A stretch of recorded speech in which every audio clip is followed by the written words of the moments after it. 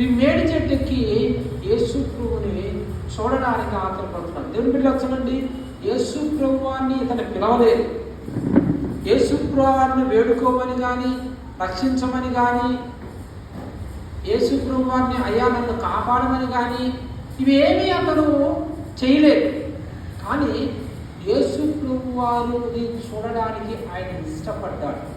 ఎందుకు ఇష్టపడ్డాడంటే ఈయన లోకరక్షకుడు, ఈయన నజరేయుడైన యేసు ప్రతి మనిషిని క్షమించువాడు. అప్పటికి జక్కయ్య పాపముతో నిండి ఉన్న వ్యక్తి, మోసముతో నిండి ఉన్న వ్యక్తి, అనేకమైన నిష్క్రియ కార్యాలు చేసే వ్యక్తి ఇతను ఇవన్నీ మార్చమని యేసు ప్రభువుని వేడుకోలేదు.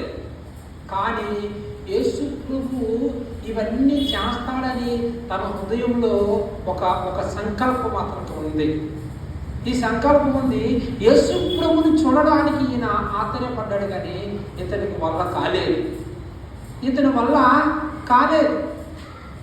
వల్ల కానప్పుడు ఏం చేశాడు? యేసు ప్రభు వారు ఏ రూట్లో అయితే వస్తున్నాడో దేవుని బిడ్డ కనుక్కొని ఆ రూట్లో వెళ్ళి ఒక మేడి చెట్టు ఎక్కి యేసు ప్రభు వారిని చూడడానికి ప్రయత్నించాడు. దేవుని బిడ్డ, దేవుని యొక్క పని కోసము మనం ముందుకు రావాలంటే ఇబ్బందిగా ఉంటుంది.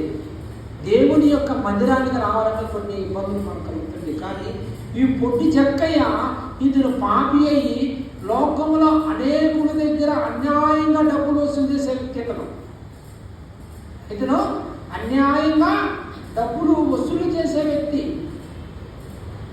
అన్యాయంగా డబ్బులు వసూలు చేసే వ్యక్తి. ఇతను ఇంతటి పాపి అయిన జక్కయ్య యేసు ప్రభువును చూడాలని తన హృదయంలో తలంచుకున్నాడు. చూడండి.